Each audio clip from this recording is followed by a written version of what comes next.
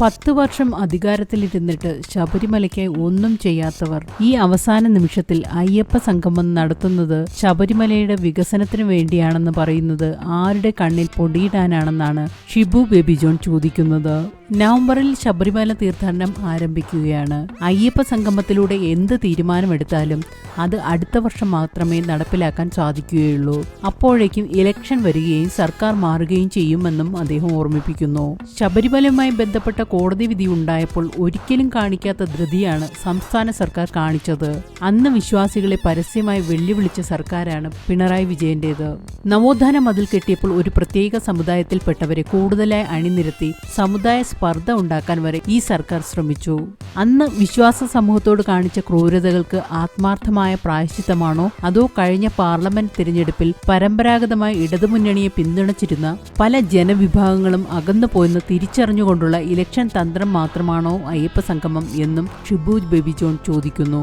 ആത്മാർത്ഥമാണെങ്കിൽ ചില കാര്യങ്ങൾക്ക് സർക്കാർ മറുപടി പറയണമെന്നും അദ്ദേഹം ആവശ്യപ്പെട്ടു. പന്തളത്ത് നടന്ന നാമജപ ഘോഷയാത്രയ്ക്ക് നേരെ CPM പാർട്ടി ഓഫീസിൽ നിന്നുണ്ടായ കല്ലേറിൽ ചന്ദ്രൻ ഉണ്ണിത്താൻ എന്നയാൾ കൊല്ലപ്പെട്ട കേസിൽ തുടർ നടപടികൾ എന്തായി?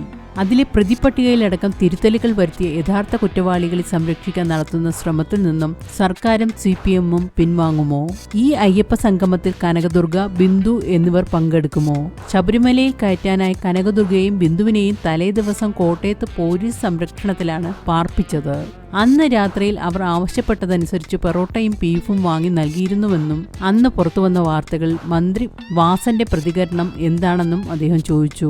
വിശ്വാസികളെ മുറിവേൽപ്പിച്ച ഈ വിഷയത്തിൽ സർക്കാരിന്റെ നിലപാട് പ്രഖ്യാപിച്ചാൽ മാത്രമേ 2018 പ്രശ്നങ്ങളിൽ സർക്കാരിന് കുറ്റബോധം ഉണ്ടെന്ന് ജനങ്ങൾക്ക് ബോധ്യപ്പെടുകയുള്ളൂ എന്നും അദ്ദേഹം കൂട്ടിച്ചേർത്തു. സോഷ്യൽ എഞ്ചിനീയറിംഗ് എന്ന വാക്കിനെ പിണറായി വിജയൻ കമ്മ്യൂണൽ എഞ്ചിനീയറിംഗ് എന്ന് മാറ്റിയിരിക്കുകയാണെന്നും ഓരോ സമുദായത്തെയും അദ്ദേഹം തരാതരം പോലെ പ്രീണിപ്പിക്കുകയാണെന്നും ഭക്തജന സംഗമങ്ങൾ നടത്തേണ്ട ഉത്തരവാദിത്തമാണോ ഒരു ഇടതുപക്ഷ സർക്കാരിനുള്ളതെന്നും ഷിബു ബേബി ജോൺ ചോദിക്കുന്നു. BJP രാഷ്ട്രീയത്തിൽ നിന്ന് എന്ത് വ്യത്യാസമാണ് പിണറായി സർക്കാരിനുള്ളത്? കേരള രാഷ്ട്രീയത്തിൽ BJPക്ക് ഇടം ഒരുക്കി കൊടുക്കാനുള്ള ചുമതലയാണ് പിണറായി വിജയൻ ഏറ്റെടുത്തിരിക്കുന്നത്. കഴിഞ്ഞ പാർലമെന്റ് ഇലക്ഷൻ വരെ കടുത്ത ന്യൂനപക്ഷ പ്രേമമായിരുന്നു ഈ സർക്കാരിന്. ഇലക്ഷൻ ഫലം എതിരായപ്പോൾ ഇപ്പോൾ ഭൂരിപക്ഷ സമൂഹത്തെ പ്രീണിപ്പിക്കാൻ നടക്കുകയാണെന്നും അദ്ദേഹം ആരോപിക്കുന്നു.